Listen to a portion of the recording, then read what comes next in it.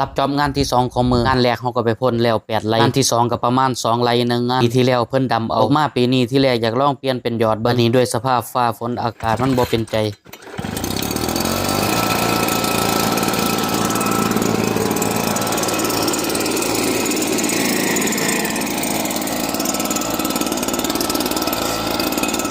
ที่แรกว่าสิยอดบัดนี้ฝนตกหนักใส่เลยบ่ได้ยอดจักเทื่อเพราะว่าถ้าดินแห้งดินก็บ่แห้งจักเทื่อปล่อยผ่านไปหลายอาทิตย์พอดีดินแห้งก็เริ่มปั่นหลังจากปั่นแล้วฝนก็ลิ่นมาเกือบสิบ่ได้พ่นเขานึกว่าสิบ่แล้วอีกแล้วงานเลยให้เขาไปปักตะไคร้ชั่วคราวที่นี่ในระหว่างที่พ่นนี่ก็ฝนก็ลิ่นมาอยู่แต่ว่าก็ลิ่นบ่แห้ง2 ไร่นึงงานก็ใส่เขาประมาณ3 ถังครึ่งเอาเขามาที่แรกได้3 ถังหลังจากที่ทาเขาเฮาก็ให้เขาปั่นเลยเพราะว่ากลัวเขาสิมาเขาก็ปั่นใกล้สิแล้วพอดีกระจงไว้มองที่ยังบ่ได้พ่นก็ลิ่นมาเรื่อยๆแห้งยันตกแห้งอยู่ว่าฝนก็เอาแน่เอานอนบ่ได้หันหลังมือก็แดดออกหันหลังมือก็ฝนตกงานแรกที่เฮาไปช่วงเช้ามื้อนี้ก็แดดออกแต่ว่าทางอื่นก็มีฟ้าครึ้มนิดนึงงานแรก8 ไร่ผ่านไปก็เลยฟ้าวมาเฮ็ดงานที่2 ไร่1 งานนี้แนะนำให้เจ้าของหน้าพ่นเอาเพราะว่าเวลาเฮามาปั่นแล้วหลังจากนั้นเฮาก็จะไปเปลี่ยนผ่านพอเปลี่ยนผ่านแล้วมันจะเฮ็ดให้ใช้เวลาเนื่องด้วยฝนมันก็ลิ่นมาตลอดเวลายานมันมาบ่ทันหยอดยานฝนตกค่ำเจ้าของหน้าก็ตกลงโอเคเฮาก็นำรถมาปั่นหลังจากนั้นก็นำเครื่องมาพ่นระดับการพ่นเฮาจะตั้งระดับกลางประมาณเลข4ผมว่าระดับนี้มันบ่หนาแล้วก็บ่บางจนเกินไปประเทศนี้ไปแต่ละหน้าความหนาบางของแต่ละคนเนี่ยมันบ่คือกันเพราะฉะนั้นแล้วเนี่ยเฮาก็ต้องให้เจ้าของหน้าลงมาเบิ่งนำถ้าเขาบ่ได้ลงมาเบิ่งนำเฮาก็